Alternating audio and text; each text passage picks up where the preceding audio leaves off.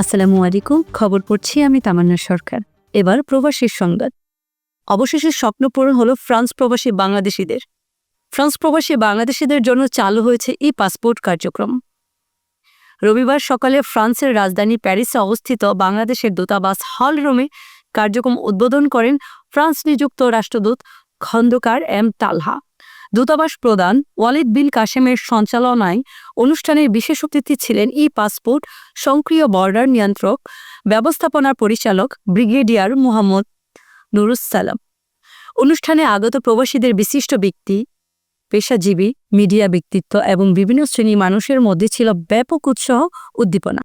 একই সাথে তিনি প্রকল্প সংশ্লিষ্ট সকলের প্রতি কৃতজ্ঞতা জ্ঞাপন করেন। অনুষ্ঠানের শুভেচ্ছা বক্তব্য রাখেন ফ্রান্স বিএনপির সাধারণ সম্পাদক আবু তাহের ও জামায়াত নেতা রুকনউদ্দিন।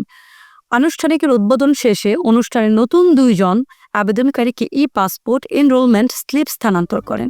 দেশ বিদেশে নিয়মিত খবর পেতে আমাদের আয়ন টেলিভিশনের নিয়মিত আপডেট পেতে ভিজিট করুন আমাদের ওয়েবসাইট, ইউটিউব এবং ফেসবুক পেজে।